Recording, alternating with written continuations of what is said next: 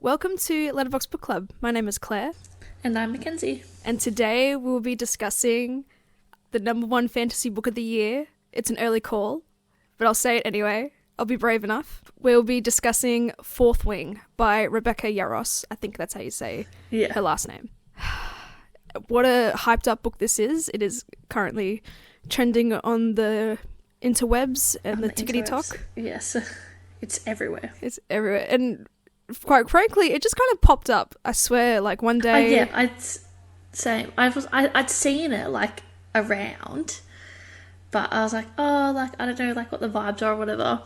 And then next minute, my entire like For You page was just like Fourth Wing, Fourth Wing, Fourth Wing, Fourth Wing. I was like, okay. It's like fine. I'll submit to it.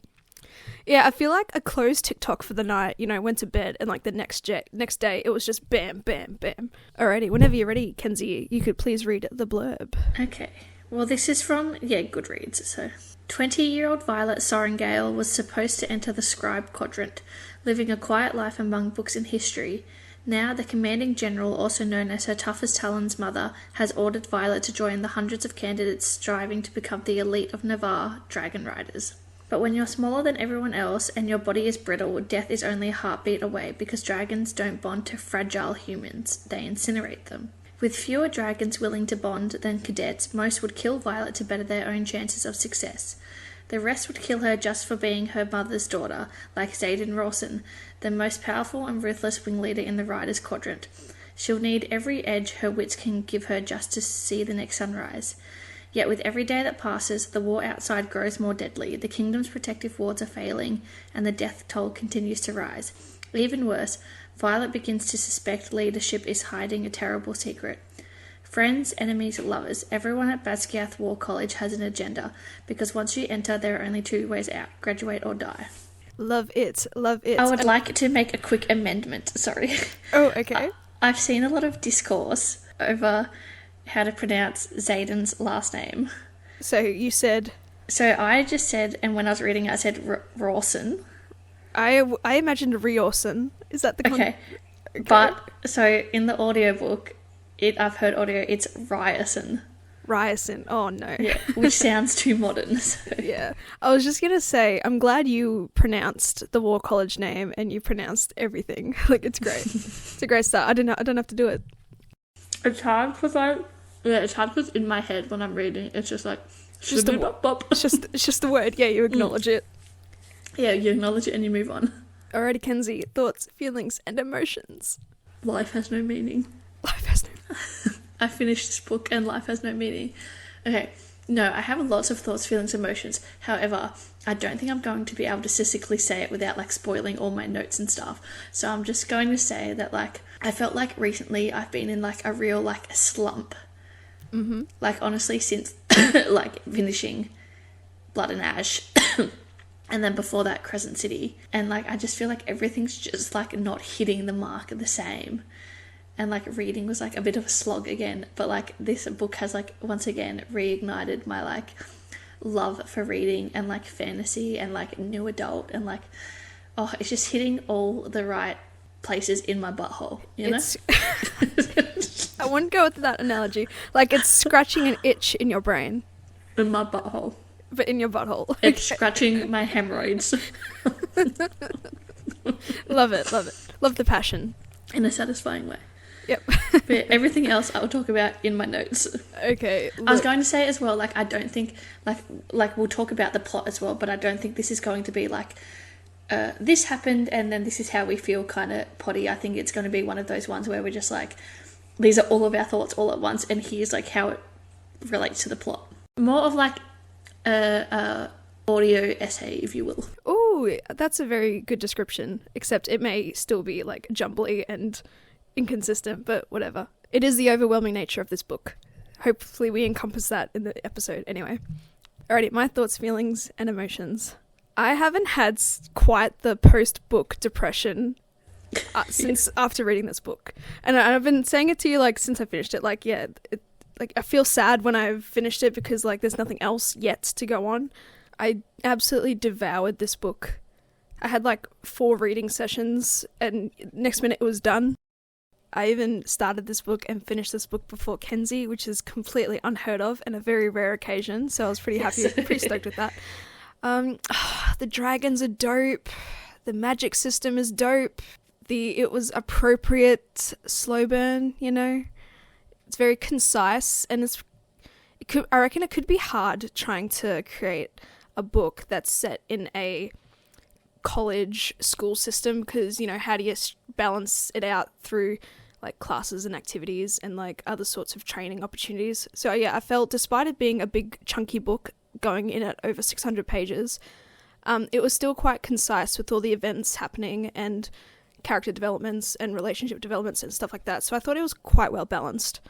And yeah, look, I just love this book, dude. I just frothing, waiting for the second book in November, screaming, crying, throwing up. Exactly. Yep. It's just so good, in my opinion. Yeah. I'm really happy as well. I just found a half-eaten lolly.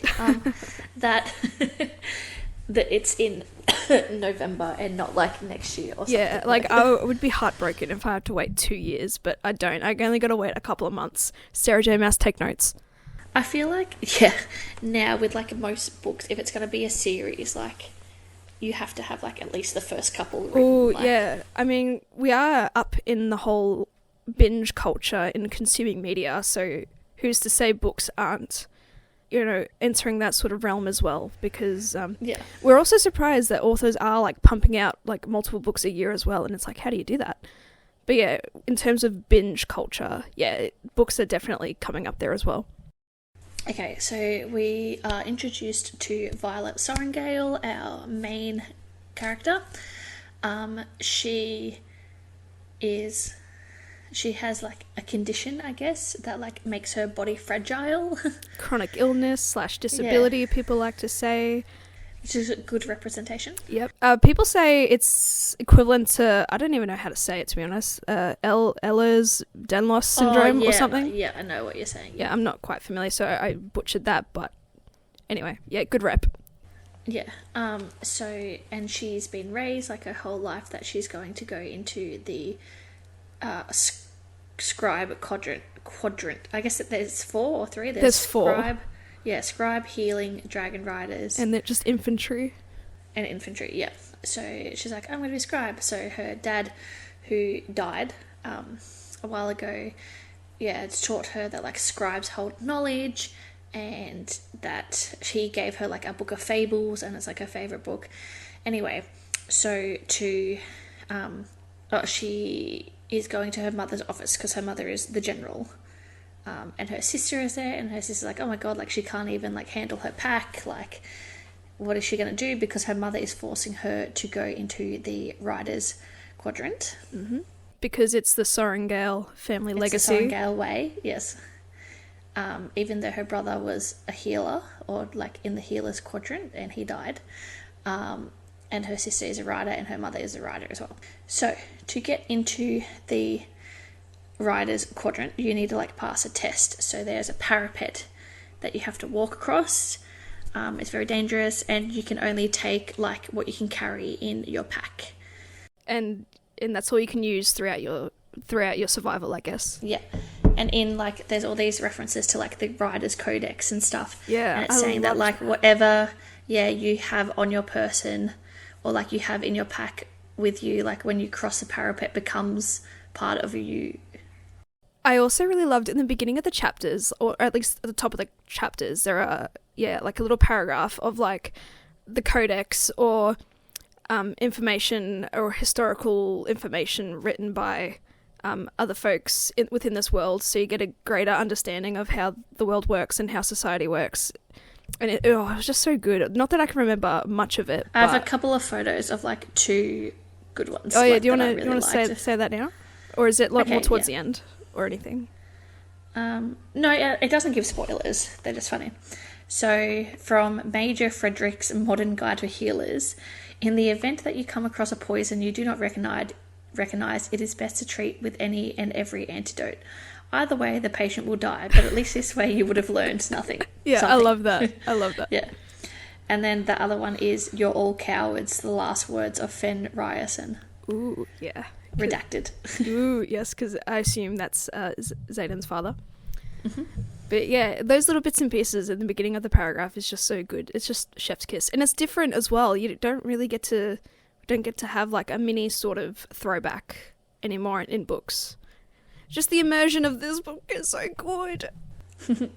So, just quickly going over like a little bit of the lore. Sorry, when you're a rider and you bond to a dragon, they channel their like power into you, so you get a signet, which is like a magic power. Sometimes they're elemental, sometimes they're not. And Violet's mother can control storms. Yes. And Mira, what can Mira? Mira is her older sister. What can she do again? Mira can make a shield. Oh, that's right. Yeah. She helps with the wards and stuff. And that's what I love about this dope-ass magic system, is that it all comes from the dragons. It's quite simple, easy to follow. They also have the ability to channel like lesser magic as well, so they can, I don't know, unlock doors and do all sorts of little bits and pieces, little side magics, but obviously they're, whether or not it's elemental or otherwise, their main wielding magic can be quite exhausting and extremely powerful in some cases. So I loved it. Loved it. And just before we move on, I just want to say the whole parapet stuff, it really reminded me of Divergent. Gave me intense Divergent vibes with the Dauntless, running to catch the train once they've all, chosen their factions and stuff. Yeah, and then had to jump. Yeah, and had to jump. It's just giving me your fantasy Divergent vibes, and I ate it up. Loved it. So yeah, and the parapet was the first test. Going back to quickly what you said about carrying, you can only take with what you can carry essentially. Mira organised some dragon scales in Violet's leathers to essentially create armour to help protect her, and then switched out some boots because the parapet can be incredibly slippery and dangerous. And the thing about this as well is you either survive or you die, and there is which I have qualms about essentially. And so a lot of people are dying on this parapet as Violet makes her way. Yeah. And because Violet is a Sorrengail, her mother is a general, a lot of people, and she's weak, a lot of people think that she doesn't deserve her place.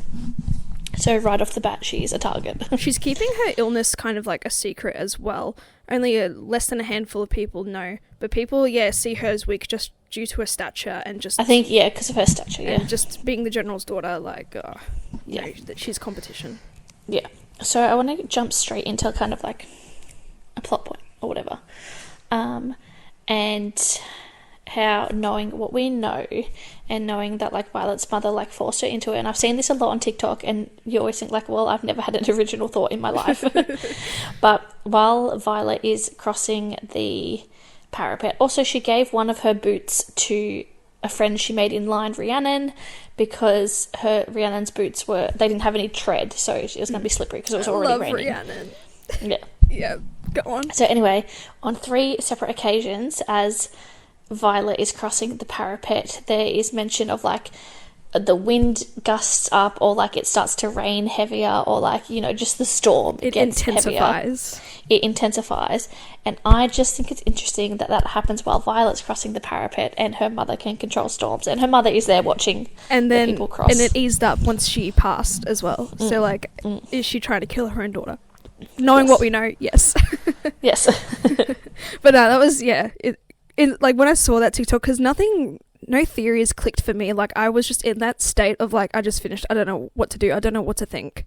And it's just I don't have that analytical mind. As I'm reading for the first time, I'm just putting myself in the story. Yeah, and then TikToks are popping up with little theories and stuff, and it's my god. Although I did catch on to some things though, which we'll discuss later on or as they come up. And then my next point I have is that so Violet had obviously made her pack too heavy because she didn't know what to take, and she wanted to take all her books and fables that her father had given her, and Mira's I'm going to repack your pack, but Mira held on to the book of fables. What? Mira's sus. No, but then because she gave them back, so she held on to the book of fables and she gave it back to Violet when they met up or whatever. Oh, later. Yes. Okay. Yeah. Yep. So I'm just thinking, like, did you just hold on to it and give it back because you knew that, like, she loved the fables and, like, she loved her dad, or do you know the truth? Yeah, look, because, I was just going to say, because they went, this is obviously later on, like, they went to the archives, and she's like, I want this book because I'm, like, homesick or miss her dad or whatever. Then the archives are like, what the fuck is this book? It doesn't exist. We don't have this book, there's no copies. Which is sussy-wussy. But, now I'm just thinking about, what Mira's role is now. But yeah, anyway, we'll get to it towards the end, I guess. Yeah. Crazy. Yeah. And then, because in the book as well, I won't, like, completely go into it, but her dad left a note in the book, and then also, like, he would tell her that, like, scribes hold all knowledge, so... They are pretty much responsible for the rewriting and they're the of ones history. who send in, like, the, like, battle briefs every morning. Like, they send in what's happening, like, on the outposts and stuff, so... Yeah, so she passes the parapet, easy peasy. Maybe just other little, like, sort of backstory, historical elements real quick. The world is divided into two kingdoms. We have the Navarre, I think. I just say Navarre, yeah. Navarre, and then we have the Pomorial. That's how I say it, at least. They've been at war for, like, 400 odd years. There's a set of children, people who are known as traitors in the war, or their parents and families were traitors. 6 years ago, their parents were executed for being traitors. Yep, and they have been marked with a special relic from the dragons to kind of prove their loyalty to Navarre, and they're only allowed to be eligible for the Writer's Quadrant because ultimately, it's the only kind of ethical way to kill them, if you want to say it like that, because they have to survive as well, just like any other normal person. Yeah, the children of the traitors, are all sent to the Writer's Quadrant. Yep, and the main bad boy of this troop is, of course, Xaden Ryerson, however you want to say it, Ryerson, whatever. His father is known as the Great Betrayer, and Violet's mother, Lilith, I suppose personally executed him. And so Xaden has this rift with Violet, which is, like, fair enough, but also Violet is under the impression that Xaden's father killed her brother. Yes. So they have this sort of real enemies vibe happening. Yes. And so he makes her a target for himself to try and kill in the early stages of the writers living and surviving the Writer's Quadrant. Yes. And then there's this other guy named Jack who seems to just hate her Jack Barlow. For whatever context. I think it's just because she's the general's daughter, she's and she's weak. Yeah. He's just hell bent on calling her weak and being weak. Except she ups him all the time. Like, just give up, bro. And Xaden's signet magic is shadow powers and stuff, which is really cool. And there are rules set by the Marked Ones. Yeah, they're known as the Marked Ones. And they have to abide by a rule that they're not allowed to congregate but with 3 or more of their members. Or more than 3, actually. They can be with 3. And there is a special reason for that, which we learn at the end. So Violet survives the parapet, and then next they're all set into different sort of squads and wings and all that sort of stuff. She finds a family friend named Dane Atos, who is a squad leader, because he's second year, and she is to be under his sort of leadership and or protection. And throughout the entirety of this book, he is essentially hell-bent on sneaking her into the Scribe's Quadrant, just because, to him, she's, like, weak and she's not able to survive, which is very ableist of him. Like, he doesn't believe in her survival, and he's always using situations that occur to further invoke that idea that, she doesn't belong in the Writer's Quadrant. Despite her telling him, like, she's forced to be here by her mother no matter what, so there's nothing she could do. And Dane's signet power is that if he touches you, he can, like, see your memories. Or touches your face, but yeah, he can see your memories. Which is sussy-wussy. I called it, though. So yeah. There are a series of challenges throughout the Writer's Quadrant in order for them to end up being bonded with dragons, but before they make it to this concept called the threshing, which is, the dragon bonding experience. So they have this gauntlet situation where it's pretty much just like a squad obstacle course. There's also, like, challenges where you have to fight people on, like sparring mats. Hand-on-hand combat. Violet manages to, I think due to, because Mira has Brennan's journal and she gave it to her, or she found it or something, I forget. Brennan gave it to Mira when she went into the Writer's Quadrant, and then Mira passed it on to Violet. Oh, yep. So he's giving them in pointers through the journal. And so since Violet has her illness issues and stuff and her muscle mass issues and bone issues, he pretty much encourages her to like poison all her enemies that she comes across in these challenges, and she does so successfully, which qualm number one, how did no one get suspicious that all her opponents are getting sick before they get their challenges and stuff? It's crazy. But it just goes to show there's more to survival than just physical strength, and she embodies that to a T. We love that. And then you got the Gauntlet obstacle course. There's a series of montages of them trying to complete it. Violet gets frustrated because she can't reach a certain area because she's like physically too tiny or can't leap that far, but she finds a way and then obviously is accused of cheating, but which she then recites the codex, and all's well and dandy. And she's also just a target for all the marked ones because like her mother orchestrated all the executions of their families, so everyone hates her. They pretty much survive until presentation day, but then everyone is out to kill each other as well. There's like special rules and stuff. You can't attack another rider while they're sleeping. And you can't attack your squad mates. Violet gets attacked, so. But if you die in the gauntlet or if you die in hand-to-hand combat, like, that's just on you. It's all about finding the strongest squad members in order to survive, because obviously they'd be the ones to survive actual warfare.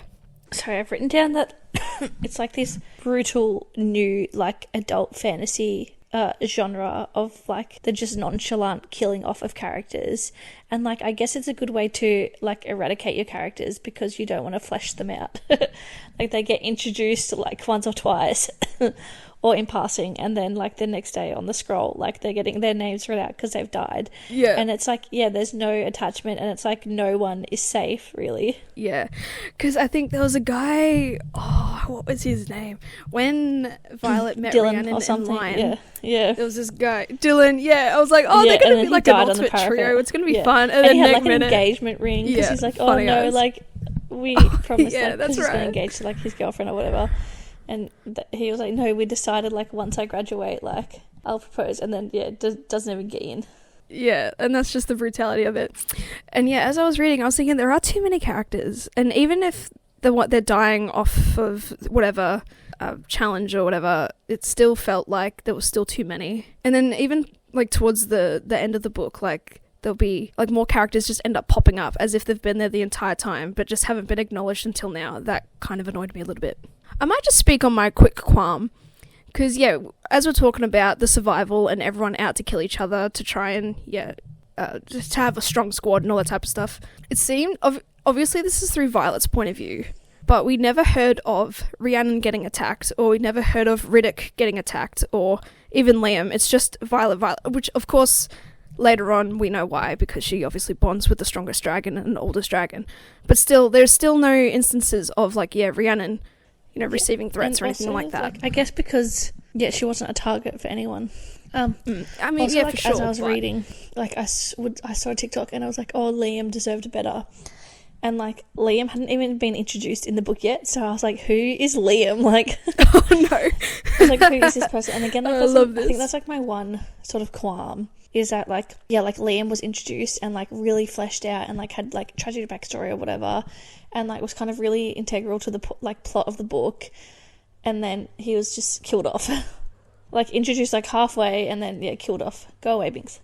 And Violet and Liam do end up having a tight relationship. They do have some bonding moments due to the nature of, Violet's survival and stuff. He was pretty integral. But, I mean, I felt nothing when he died. I was just like, sure. I mean, is it just not the plot device for her to, like, get a bit of thick skin and realise, I was shocked, but I called it from the start. I was like, he's going to die. There was an instance early on. There was, like, it could have been, like, a squad game or a war game. And Liam got hurt he got by Jack. Stabbed or something. And, like, stab him once only to kill him later on. Like, come on. But, that's probably why, because it seems like, the author was targeting him to invoke that visceral reaction from Violet. Anyway, Violet continues on with challenges. She succeeds. Everyone's impressed. Xaden is relatively impressed, but he's at this point where he's like playing with his food because he wants to kill her. Yeah. And she knows it. She is well aware. Then we have presentation day, which is just them walking through the Veil of Dragons to be able to suss out all the different species of dragons and like figure out what one they want to pick, even though it's at the dragon's mercy and not their mercy. Also, this scene pissed me off though a little bit, despite loving it. They're having all these like outward conversations about these dragons. They're judging them. The dragons surely can understand them and get a vibe of who they are. Also, the dragons straight up kill like 3 people while they're I know, but still, but they're not the ones that are insulting them. Yeah. Like, oh, what's that dude's name? Tianan or something? Tiernan, whatever. I don't know. He's like running his mouth and he got nothing. But I suppose the dragons also want strong quality riders. So like, just because you're a nasty person doesn't mean you're going to be a terrible soldier or anything. So I suppose that's fair, now that I think about it. I guess that's why, like, Jack bonded with a dragon. Yeah, because I'm so pissed. Like, you're a moral dickhead. But, he still managed to bond. Yeah. And so, they spot a feather-tail dragon, which apparently are rare and never bond. And she was gold, and that sparked a whole heap of, like, issues later on, which we'll get to. But, I just remembered, Violet got approached by a couple of green dragons and gave her a bit of a whiff because of Mira's dragon. And they recognised the scales on her. It was just such a wholesome interaction. Well, they smelled it. Yeah, loved it. And the way she was just talking to them was like, oh, this is Mira's dragon. I forget the dragon's name. And then she just explains, oh, it's just sewed in my armour. Yeah, I want to talk about the dragons in this book and how they're written, because it's like the most poignant way that a dragon has been written that I've ever read. Like, usually they're just like these big beasts, and it's like you have to go through hell to like tame them and stuff and like control them. But in this book, I loved how like dragons are like these intelligent creatures, and they choose like the human like that they want to bond with. It's not about like brute force. It's like they recognize your soul or whatever, and so they want to bond with you. And like their law like is the way that it is. Like Tan like always says like it is the way it's meant to be or whatever. Yeah, they're just such formidable beasts, and it's incredible. Yeah, I loved it. Yeah, and like they have like this wisdom and power that's like respected and not feared. Like, yeah, and they have their own leadership, which is called I didn't even know how to pronounce it. How would you pronounce it? It's like Imperine or something. Yeah, Imperine. Yeah, the Imperine. Thus, the name of the series, the Imperine series, I would assume. Yeah. Yeah, big beat, and like they're not like the Game of Thrones dragons who are just like bloodthirsty, ready to kill. They're semi-tame but very unhinged, and you can never truly control them. Whereas with this, you need that balance between rider and dragon, one cohesive unit working together. Yeah, fantastic. And it's like loved when Violet bonded with the two of them. Like, it wasn't the humans that were like, this can't be. They were like, the dragon's like, nah, like, this is how it is. But knowing what we know, though. Yeah. Is it because Tan recognises her being Brennan's sister and just being like, I'm going to pick you? Yeah. Well. But yeah, alright, well, let's get to the threshing. Because, she survives threshing. There's this little guy, there's this mission with Jack and this couple other bozos. They want to kill the golden feathertail because she is in the threshing. Yeah, it's in the threshing. Yeah, but it's not like a mission. Like that's just. Well, that's. I mean, yeah, I know, but it's their personal mission to kill this dragon, because they, like Violet, they see her as weak and useless, and even though she's like a baby dragon, leave her alone. And so they hunt her down and try to kill her, but Violet obviously intercepts them and is defending this dragon's life. She's like, fuck off, dragon, fly away. Dragon's like, hell nah, I want to see what goes down. And so, yeah, Violet's fighting them off, and Xaden's there watching, and Xaden can't interfere. As a wing leader, they're not allowed to interfere in any of these sorts of things. Yeah. Because, again, it's at the mercy of the dragon. It's in their codex. And so, yeah, Violet's pretty much fighting for her life, and then Tan shows up, and everyone backs away, and that's because he's the biggest dragon, and he's the oldest as well. Black dragon. I don't know, he has a special tail or something. They all have different tails. And for 5 years, he hasn't bonded with anyone. I think, the tails kind of identify what type of species they are and the colour and stuff. But anyway, he's the biggest, baddest dragon. And in that moment he bonds with her, and then she hears another voice in her head, and it is the gold dragon named Endana. And she is like a little puppy in terms of personality. Yeah. Which is really cute. She's only 2. She's just a baby. Yeah. And then Tan really wants to kill the guys, but then Violet's like, no, I'm going to show them mercy because she's different like that. We love that. But in reality, she's never killed anyone before. And she's trying to make her way into this world without killing anybody, which is a pretty sappy motivation. But anyway, we get that character development later. We also find out that Xaden's dragon, Scale. I say Sorrengail. Yeah, Sorrengail. And Tan are mates. Yes, love that. Which means that they can't be like too far away from each other for too long and stuff. So Xaden and Violet are now like bonded in a way. Yeah. And they can all like mind talk. Yeah, it's a 4-way bond essentially. Which I like it. It is different because the trend the past few years is fae people and mating bonds and soulmates type of stuff. I love it when it's now just the creatures that are mates and not the people. At the end of threshing, they all congregate to where all the leaders are. Violet's mother's there, as well as General Melgren, and they're all signing off on all the dragons and who the riders are. And in that moment, Violet reveals Tan's full name, which I don't remember what it is, so I'm not going to say it. And then in the moment, she was really hesitant about revealing Endana's name, but then Tan, however you say his name, big boy dragon. So Tan.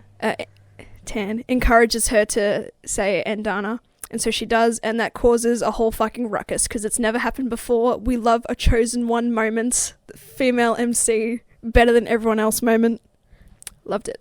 And so there's this brief little montage of the dragons having a bit of a leadership talk because their rules are absolute law and certainty, and like the human leaders just have like, I suppose, an obligatory meeting about it. And in this moment, Dane kisses her too, which nothing ever really comes of it other than their own personal squabbles about it. But no one holds it against her that Dane kissed her, which was interesting. I feel like it got forgotten by other characters because like everyone who was bonded was there. I don't like Dane in general, but I didn't like that he kissed her like in front of everyone because he's such a stickler for the rules. And so I think also he'd mentioned like, oh, like I'm your superior or whatever, but like when it's on his terms, like he's allowed to kiss her. Yeah, he's just a weird guy. And very much a stickler for the rules. And we'll probably bring it up later, but like Xaden and Dane have it at it with their words about each other. And I think Xaden said something to Dane about, would you, I don't know, let Violet break the rules, or would you like tell on her or something like that? And he would like tell on her. He was not like completely loyal to her. And it was like, I wrote down that like Dane wouldn't break the rules to save. Dane would like break the rules to save himself, but he wouldn't break the rules to save Violet. Yeah, and at that point I was like, yep, Dane, you fucked up and I do not like especially you. When Violet was attacked and she was like, it was Amber who, I don't know, has like a friendship with Dane or whatever, and he immediately went straight to like, you're lying, like she wouldn't do that, blah blah blah. So he would always undermine like Violet's word. Like, who knows Violet better than Violet? And like Dane's thinking he's being super protective and like almost like an older brother, despite him just kissing her, but whatever.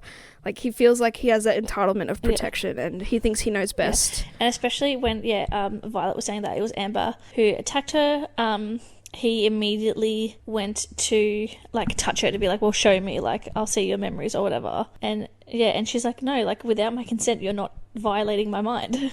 And he was absolutely shocked and bewildered because it was in that moment he's like, yeah, I forgot to ask for your consent, which gives us the impression like, you know, he never asks to see memories. Yeah. And plus his power is classified, like no one else is allowed to know his power. Yeah. And he's all like, that's above your pay grade, which is very stupid and arrogant, but because it's obviously could be used for intelligence purposes. Dane, not a good fella. We hate him. He is worse than Kale. I'll pay that. I've said it. I've said that. I'll pay that. And so, and pretty much the next like stage of the book is just a lot of like flying lessons and bonding lessons and just seeing if the dragons powers manifest into the riders and stuff. So it's just a lot of like waiting around and hanging out for things to happen. One rider gets their signet power, and it's like mind reading, like but it's like all thoughts all at once, all at the same time. Could you imagine that happening God. in like a concert or something? Like you would just want to die straight away. So the like signet professor just comes and breaks his neck. Yeah, it just kills him. Because like it's against the law to be a mind reader or whatever, but also like he was like But going it's insane. not your fault. Yeah, it's not your fault. yeah. It's the dragon's fault. Yeah. Kill the dragon. But yeah, so yeah, some powers you're not allowed to have, and some you are. And in that moment of overwhelmingness, like you can't control it. Like you'd want just the easy way out. And so Violet becomes just apprehensive around this professor because he just outright killed a rider in front of everybody. And also in this moment, all the unbonded riders have the opportunity to kill other riders, just not necessarily for their dragons, but just so the dragons, are once again unbonded. Because riders can die and the dragons are fine, but if the dragon dies, if it's bonded with a rider, then they both die. Which is another issue in terms of Xaden and Sorrengail and Tarn, because they're all interconnected. There's like different moments of Violet and Xaden having like little like flirtatious times and stuff and blah blah, and then like it kind of all comes to a head when Violet can feel like Tan and Sorrengail like having sex, dragon sex. Yeah, that was such a funny and weird thing, because obviously being the bond has those things where you can feel what the dragon feels, and Tan was feeling lust and all that type of stuff. And so therefore Violet was feeling very flustered and very It reminded horny. me of, like Poppy and Castile, like Poppy after she drinks blood. Oh, yeah, She's like, I'm very on fire. sensual. And so she goes to the door, and like Xaden has already like assigned Liam to like be a bodyguard for Violet because she's the target, and because their dragons are bonded, like if she dies, then like they're assuming that like Xaden's gonna die, and like vice versa. Anyway, so she's like goes past Liam. She was almost gonna jump Liam's bones right there. And then she goes and like finds Xaden, and Xaden's like smoking, I guess, the fantasy equivalent of Sweet Mary J. Yeah, just because apparently it mellows out the feelings and stuff. And he's like, oh, like I'll teach you how to ground and stuff and blah blah, and then they kiss. That's what I liked as well, because you hear in fantasy books or see in fantasy books how overwhelming it is to try and describe like a magic power or how people summon power or how they ground themselves. But I really liked this explanation of you just picture an environment and you physically imagine your foot being there, and then you imagine the power coming through like a door. Yeah, and you just shut the door. And you can just shut the door with your will and strength. And then obviously later on when she's trying to shield and block out stuff, like imagine closing the door or strengthening closing the door, or even to let Xaden's mind link in and all that stuff is like have a window, all that type of stuff, all these little options. I just loved that description and analogy for it, because even with Sarah J Maas about like tunneling into your power, it's like I just imagine them just falling through the floor like a lot. But so I like the physical description of like what's going on. I loved this description for it. And so they kissed, and then he's like, oh my god, that was a mistake, blah blah blah. And then he like trains her properly on the mat, and he calls her Violence. Oh yes, I was gonna say we know how I feel about nicknames. Yeah. But Violence, loved it. And then because to earn weapons, you have to win them. So he like has like daggers specially made for her because she came in with daggers, and then he like has them on his body. There's 12, and he's like, disarm me, like, because then he's not like giving her the weapons, she's earning them. And he's like going for blood today. Are we violenced?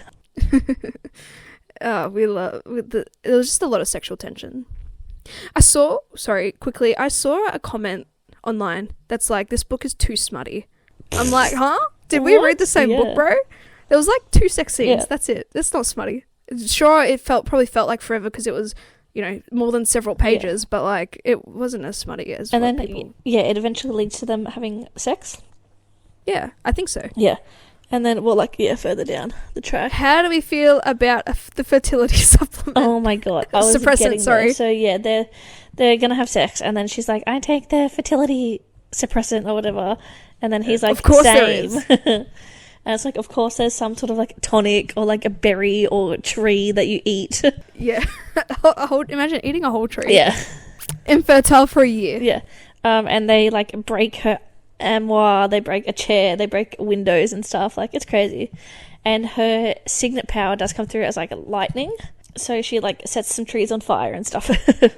Yeah, it's so funny because it's just the heightened emotion and all that type of stuff. And it's so funny when Professor Carr, who is the signet wielding magic teacher, is like, all right, dig into that emotion. And Tan was like, shall I get the wing leader? Yeah. It's just so funny. And then Xaden like sent images through her mind. Like, yeah. Oh, so funny. Like, it's hard to create good banter with characters you barely know or even care about. But just the banter in this book was so good. And Tan just being like just a grumpy old dragon, even though he's like hundreds of years old, he's a formidable fucking war beast. And he's just like, he's so sarcastic and funny and like, can I get the wing leader? It's like, But then, yeah, he's also very wise in that, towards the end, he's directing, battle strategies and stuff. And it's like, there's a nice balance and characterization between them. I want to get through the plot because I have points that I want to make, but also that we can explain like plot points as we're doing it. But anyway, so part of like the end of year is like there's a war games thing, and they also like split into like little squads within their squad, and they are given an assignment to like go and like man a outpost, and they essentially have like mini war. So that's fun.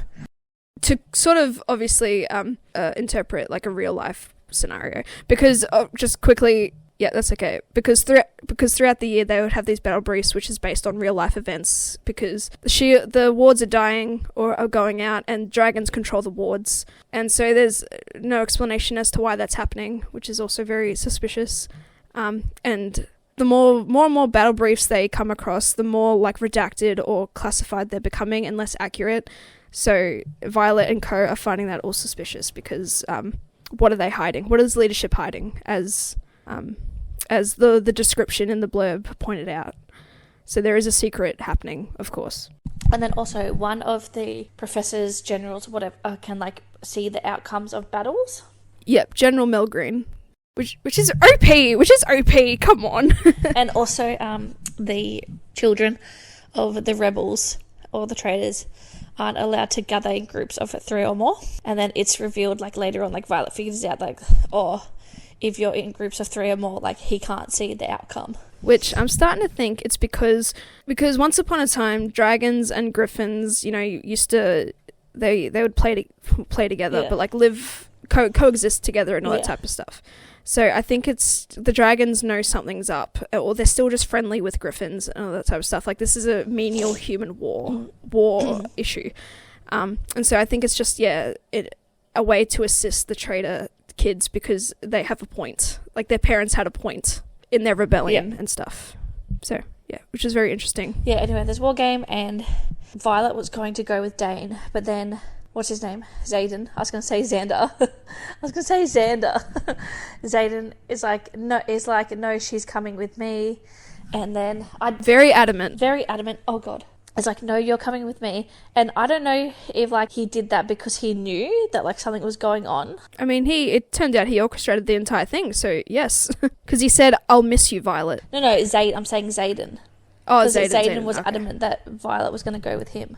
I think it was the guise of the dragons need to be together. Yeah, but I think he knew that something was sus. Maybe. And then Dane was like, well, surely you can try your dragons being away for more than 3 days. Yeah, and then Dane, was like, I'll miss you, Violet. Which blah, was blah, sus. and, like, touched her face. And, like, I just kind of glossed over that at first. But then, like, when I noticed he was touching her face far too often. I was like, oh, hello. Also, just quickly, Undana has a secret power which she invokes through Violet, which stops time, which is a very OP power, and no one else knows about it except for Xaden and his dragon, and Violet and her dragons. And Dana out a lot as well because it's channeling through the dragon. Yeah, because she's only a baby. Yeah. So they get to their outpost, and there's a letter from like the General Melgreen or whoever. I'm not sure. That is that's essentially like we know you're still traitors or whatever. Like, there's an attack coming. I think it's actually from Dane, from the squad leader. Yeah, and it's like your options are to run and like go like stay in the war games or whatever and like be cowards and like everyone in this village will die, or like stay and fight. It was mainly just it was to undermine Xaden's authority as a leader and question his leadership capabilities. Also their loyalty. Yeah, it was an ethical way for them to send these kids to die, essentially. These young adults, these 20-year-olds to die. And so they stay and fight. This is against the Venin and stuff, is it? Yeah, so a little bit earlier on, they meet up with, like, Griffin riders and stuff, and Xaden knows this lady, which is sus, because it's like, he's still a traitor. Yeah, and because Violet is like, oh my god, yeah, like, he's a traitor, this is why they've been gathering, blah, blah, blah. And she's realised she's the only non-marked one in this squad group. Yeah, they're all rebel kids. So she thought he was out to kill her. But which obviously he's been trying to protect her because of the whole, like, if you die, I die situation. And then this is, so Griffins and, like, Wyverns and Venin were in these fable books that her dad gave her. And then she's like, oh my god, they're real. And that's why the book has been, like, disappeared. It was passed off as a fairy tale. Yeah, and she's like, dad was, like, trying to warn me. And so a Venin is just a person who channels corrupt magic. Yeah, and they create Wyverns.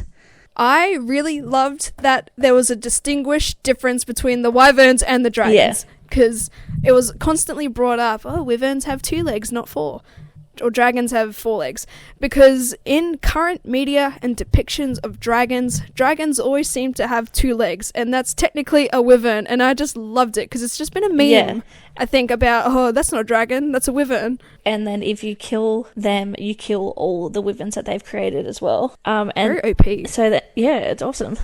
And then that's awesome. Xaden and crew have been smuggling out weapons to the Griffins and their riders, their flyers, because they've been, like, defending the outposts and stuff, and this is what the secret's been. And then Violet saw, like, a letter that came in about, like, an attack, and then it wasn't brought up at battle brief, so she's like, something is going on. The wards, and then Venin can't get through the wards around Navarre, so she's like, this is why they're not talking about it. And then they're also not doing anything, like the generals and the infantry and stuff aren't doing anything to protect the people outside the wards. I also remember Xaden saying to Violet, probably when they were more buddies, I think it was a throwaway comment or a statement, but he said something like, one day magic's going to be gone, or something like that. And I feel like that was that little, like, red herring, because Navarre's role in all this is to protect, like, the Vale where the dragons live and nest and where their magic sort of resides and stuff.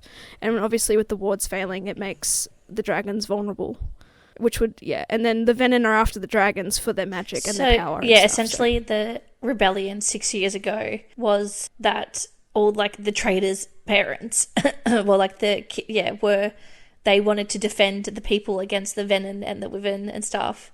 And then the other people were like, well, nah. So yeah, crazy. History repeats itself very, very early. I also, like, took me a very long time to realise that, like, because Xaden has 107 scars on his back, and it's because he took responsibility for all of the rebel kids. That's why everyone's like, oh, we owe him our life, like, blah, blah, blah. And it just didn't occur to me because I kept thinking that, like, the rebellion was, like, 60 years ago or something. Yeah, and then, except it's so fresh. When it was like, oh, the youngest would be turning 6 now. And I was like, oh, shit, like... With that, sorry, Kenzie, Xaden made the deal for them to only be eligible for the Riders Quadrant because, again, it's the most ethical way to send them to die for the generals and stuff. So then there's, like, a big battle ensues. Liam dies, very sad, rip. Violet gets stabbed with, like, a poison-dipped dagger. And then, like, as she's, like, passing in and out, like, she can hear them talking. And then Xaden's like, there's one place we can go that we're close to, which in, like, their books, like Navarre's books, apparently it's still ash, like, it was destroyed and it wasn't rebuilt. It was the home base of the rebellion, I guess, 6 years ago. And everyone's like, no, and because he's like, we only know, like, one healer that can, like, save her. And then straight away I was like, it's her brother. And then, so they're in a place, and I can't remember what it's called. It starts with P. Oh, no, they're in Artea. Oh, that's right, Artea. Where did I get P from? Anyway, and, like, Violet wakes up, and she's like, this isn't meant to be here, blah, blah, blah. Anyway, and then, like, Xaden's explaining that he's like, I did it all for love.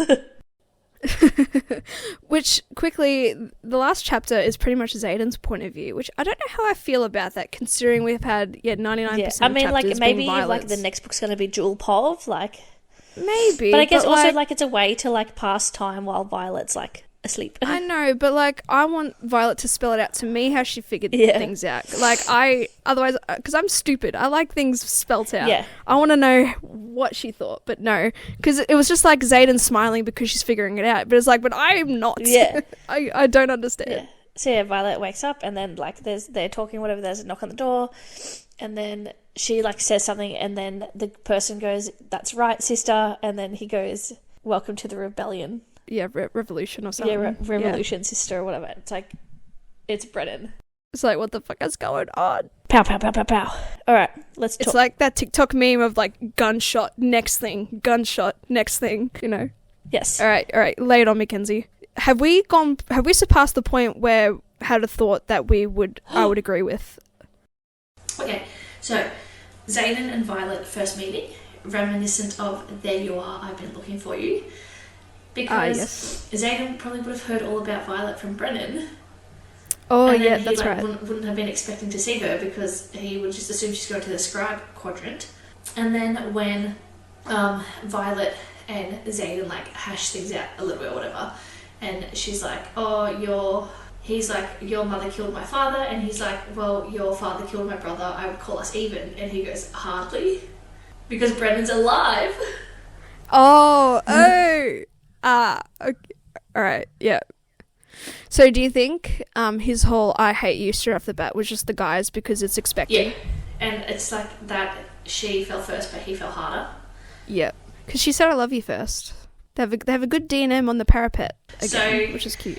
Also, obviously, Brennan's LGBTQ. Yeah, because of the writer trying to save his life. So I'm thinking that writer has turned venom because they channeled too much power, and like they just, and that's like the story. The story is, he tried to save Brennan but failed. But like, because that's what like her mother told her. But the real story is that he turned venom and like did save Brennan, but that's the consequence. I mean, I suppose two things can be true at once. Like, he could have still saved Brennan but then burnt out because resurrection is very uncommon or highly unlikely in this world. Very difficult to pull off. So I feel like he could have saved him, but because that rider had that dragon, so like obvious, and Tan is of immaculate power. So I feel like that's not as too far-fetched as they make it out to be. But yeah, I'm all ears in everything you have to say. I agree. Yeah, and I want to talk about POCs, persons of colour, characters of colour. On my first read, I didn't pick up that Rhiannon was a person of colour, and that's just my bad. But that's fine. And then I've seen a lot of like discourse around Xaden because he was introduced as having like tawny skin, and people like, that's just not like a colour that like I associate with like a person of colour. But I'm like, every time I've read a book and someone is tawny, I'm like, okay, well they're darker skinned, like, because I imagine like a tawny deer, like that skin colour or whatever. Anyway, but then I find that especially in art and in AI art, oh yeah, that's a can of worms. you get the erasure of POC because you just put in like, I guess, the description or whatever, and if you say like, yeah, like tawny skin, like I think that's gonna like whitewash a little bit the character. But then also, especially like, I think, yeah, fan art's a hard one because like, I guess you have like some artistic license in how you like perceived the character, but also the descriptions are right there. Right there, yeah. But then I find, and like this has always been a thing, especially with like the AI art for Akatar and stuff as well, that it really lends, and then we were talking about it kind of as well, but it lends to just like same face syndrome. Like especially when we had this conversation, when I'm imagining a character, like they all kind of just have like same face, like until like I can see it as art. Like especially we were saying that like most main characters to me now just look like Rhysand, and then like who looks like Castile, who looks like Rune, like that kind of thing. And then like any side characters just look like Cassian or Azriel, like yeah, or like a lot of the ladies, they look like Aelin but with brown hair, or they look like this with, and like even like some of the art that I've already seen, or like the AI art, I'm like, this could be like, you change it a little bit and it could be like from Akatar, like it's just, and also like the really modern faces in these like fantasy books, just I don't like. Yeah. Like, I gloss through descriptions. Sometimes I do, especially when there's like dialogue soon after, because I just get to the dialogue. But with me personally, because I imagine like it rolling out as a movie in my head, you know, like I can visualize everything except the people are just like shadow figures, like they're just humanoid figures, like there's no real description unless it's very obvious. They're like, oh, because Xaden has like gold flecks in his eyes. It's like, yeah, I imagine a figure and then I just imagine like goldy like eyes, it's kind of just like a blurry face until there's like a specific description along with like a scene or something. Yeah, for sure. And then, that's just me. So I completely missed the whole, like, he had darker skin and stuff until I saw discourse, on the interwebs as well about it. I'm like, oh, shit. My controversial topic. So I've seen a lot of older content creators, like, really just bashing this book, saying, like, it's bad, it has a predictable plot, blah, blah, blah. But this is my thing, is that it's new adult. Like, it is not like for older readers. It is not for younger readers. It's like smack bang in the middle. For like our demographic. For our demographic. And I'm like, this is like the same, because this is how I feel. And this is, we've discussed this, like, this is the same as you and I reading Cruel Prince and like House of Night. And we're like, this is so bad. This is predictable. This is juvenile immature, because it is for the juvenile, like teen, like that 14 to 18 kind of range. Whereas this is for that like 18 to like 27, whatever. And then the older creators, like I'm sure there's like older fantasy out there for you. And also like, I hate the qualm or like the discourse of like, oh, it's bad. Like, and I've always hated when people just say things are like bad. It's like, okay, well, tell me what's bad about it. Like, and they're like, oh, it's a predictable plot. And it's like, okay, but like, I don't want to go into a book being like, like every second or third chapter or whatever. It's like, I want a plot that like, it is a little bit predictable, that I can easily follow along. And like, I feel good when I can like be like, oh, I think this is going to happen. And then it happens. Predictable is good if there is a very good build-up. Because of the whole, or to use the example of the Fable books, brought up as a fantasy like story time for Violet. She goes, susses it out at the archives. They don't have it. Oh, well, maybe the book is going to come into play, and then it does. So it's not much of a surprise. It just had a very well-weighted like build-up to it and everything. Like, I'd rather, it be predictable in that sense, other than like something happening from left field, out of nowhere, and no one saw. You can't reference anything to what's going to happen. But I didn't think it was that predictable. I mean, you can catch on to some things. And it's like, like I like, a book that's like not like, somewhat predictable or whatever. Or that like, I can like follow a plot point and like a hint and like threads of like hints and clues and stuff. And I'd be like, okay, I think this is going to happen. Like the stuff with Brennan. I don't think I got him, but I got the whole like Dane touching Violet's face a little too much, and him figuring out some stuff. But like Brennan being alive is very feasible. Well, obviously he is, but it was a very feasible guess. I don't know. It's probably hard to write a good book with that bit of predictability. Especially when like the characters are explicitly like, it's like Violet's 20 and Xaden's like 21 or 22 or whatever. Like, it's like, okay, if you're, 35 reading about a 20-year-old, like, of course you're going to be like, this feels juvenile, because, like, you've got 15 years on them, like. Yeah. Or even if they're, like, above our moral age, I guess, because in fantasy books, like, they don't have to follow, like, the real-life set of rules, I guess.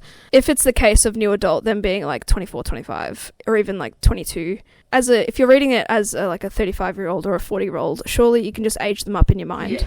I have seen a bit of discourse about the whole defining new adult and what does that mean. I think I've seen like people describe it as it's young adult but more smart. It's like smart friendly and stuff like that. But new adult, should be more for the middle adult life and their journeys and stories. Because we're just as viable.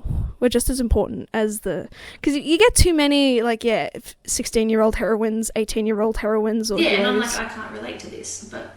Being a chosen one, whereas, being 21-ish, you can probably relate to that a little bit more. Anyway, that was just my controversial. I think I lean to more agreeing with you, obviously because we've had similar chats before. I want to quickly talk about, it's a bit of a funny thing, or it could be a jarring thing depending on how you view it, but the fact that they used, I'm going to sound so dumb now, is it the Julius Caesar calendar or whatever? Like October, November, December? Oh, yeah. Whatever, like that, in a fantasy world, we're using that. as like their calendar system instead of like a solstice or... It's like, you know what, it just makes it more relatable for the people. I like to think it's just adding a more... It's like in a book, when they use like the standard calendar or whatever, but then they don't say like Christmas, they say like, oh, it's Yule time, whatever. Yeah. Christmas, like... Yeah, you could say it, relax. I think I saw a 1-star review as I was searching for mine, and it's like, it's so jarring because they've said the word vibe, and like it's giving off European medieval times, and it's like, just relax, bro. It's like, I'd say it's like new modern fantasy as well, alongside the new adult genre. I think I was just more annoyed that, no one out of Violet's friend group, no one else seemed to be attacked and or targeted. I know it's because Violet is the weak one. Oh, just quickly, how cute Xaden making Violet a saddle. Like, that's quite a pivotal point. Yeah, and with Violet's condition, she knows, like, physiologically she's weaker than the rest of the riders, but she doesn't use it, like, she doesn't, like, hate herself for it or anything. It's just her way of life. She even... I think when she was fighting Jack, she's like, I've been in more pain than you could ever imagine, and, like, I'm still living and surviving and stuff like that. And just how Tarn... Yeah, she does, which was glorious. And she's never killed anyone before, and that was quite a significant point for her, because now she's like realizing like she's going to have to kill people, because having a lightning power means she's going to be an absolute weapon in the future. And like Tarn does everything he can to help her, like he magically holds her in and stuff in the little saddle pocket of his back and stuff, and like he leans down his forearm to help her climb up and down and stuff, and like she doesn't ask for it, which I think you should never ask, but they just know that they want to help her in the little ways, and it just makes her more badass as well. Like, I saw, this isn't my review that I'm reading, but I did see one review that was about like, oh, Violet set women's rights back, like, girl, get up and like help yourself, and it's like, all she did was get up and help herself. Like, yeah, everyone else was dragging her down and babying her, even to an extent Mira was like, well, she was apprehensive about the whole going to the Riders Quadrant, but like, at the order of your mother, like, it's not her fault. Even when Dane was like, I'll get you out, like, the first night or whatever, she's like, no, like, I've got to stay and prove myself, like, I've got this far. Also, quick qualm, now that I've thought about it, I think, because the rest of the Mark ones, like Imogen and Garrick and everybody wants to help her, like, strengthen her muscles and all that stuff, I just wonder if, in a way, they knew about the condition, because it seems to come across that way, that they had this sort of idea, but it seems like Violet never said she was weaker and that she couldn't like stay in her seat. So I think it was just like, I don't think they particularly knew about her condition. I think they just like acknowledged like, oh, she's weaker, especially because like they probably were training their whole lives to like get in and like strengthen themselves. Oh yeah, true. And then because like now the threat that if she dies, Xaden dies. Yeah, they're all about protecting her. It's weird. You hate the flip, because it's like 2 seconds ago you wanted to murder her, but now because your buddy boy is in danger, but it makes for good relationship building as well, I guess. Yeah. But yeah, alright, sorry, stars that listen. I'm sorry, stars, you're waiting ever so patiently. It's a big book, there's a lot to get through, and, a lot of overwhelming thoughts. I know as soon as we finish, I'm going to be like, I should have said that on the potty. I know, I'm going to go to sleep and then, like, wake up like, I should have said that. I know, there's a bunch of, like, locations I have in my notes that we haven't said, but, like, I don't give a shit. Alrighty, stars that listen. For those who are new, we do a 1-star review and a 5-star review of Goodreads, just for a bit of fun. We start with the 1-star review because we want to end on a positive note with a 5-star review. Kenzie, do you want to go first with your 1-star? Who had a gun to the head of everyone who rated this 5 stars? Oh no. Alright, so in my screenshot, there's actually 2 1-star reviews. So, like, I might read them both. I kind of said 2, so... So this 1-star said, this is actually maybe 3 stars, but if no one else is going to be critical of this book, it's up to me. But, like, that's the comment, but they have not said anything critical about this book, which is silly. Arrogance. And then the one beneath it is, like, 1 star and 1 star only for the dragons and the magic system. Fair. But, like, it's so dope, though. I'll go to my 5-star. It was hard to find a 5-star that wasn't an essay. Yeah. So my 5-star is, I'm not emotionally stable enough to wait until November. I love that. Alrighty. My 5-star, again, because they're so short, I got 2 and 1, which is relevant. Alright, the first 5-star review is, I need a minute. Yep. The post-book depression is real. And then the other 5-star below it is like, ah! Yes. I think, like, often, like, I like, I won't reread a book while the series is, like, coming out. But I did for ACOTAR. Well, like, because the 4 were out, so I read that, and then Silver Flames came out, so that's a whole different thing. But I think this is one of those situations where, like, before, like, I might even, like, buy, like, the second one, and then reread this one, and then go into the second one as well. Yeah, like, I usually like to just, like, read, like, the series as a whole, and then go back and reread, but this one just, I love that for you. tickled my butthole. For what I would give to read this book for the first time again. I know, right? I'll never read it.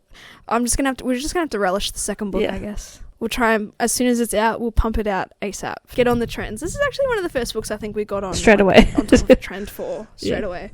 Just because, like, we want to do our own thing. We don't want to just give in to the trends. Anyway, I suppose that concludes this episode of Letterboxd Book Club. Thank you all for listening. Thanks for listening. For those who have managed to stay this far, thank you so much. It's a big boy. Yeah, for for sure. those that are new, you can find us on Instagram at letterbox_book_club. From there, our link is in our bio to our link tree that will tell you where you can find us in all the other places like YouTube and Spotify and TikTok. For sure. Absolutely. And yeah, you give me the shits for naming them all. I named All right. 3 out of the 1,700. I named the important ones. Hey, I'm slowly working on getting the link tree and the TikTok as well. Oh, nice. Almost there. Okay, anyway, so thanks for listening. All right, catch us next week for The Cruel Prince, because ultimately The Cruel Prince was going to be first, but we decided to switcheroo. So stay tuned for that if you're interested. And I feel sorry for the next book I'm going to read. Going to be irrationally garbage in comparison. All right, bye everyone. Bye.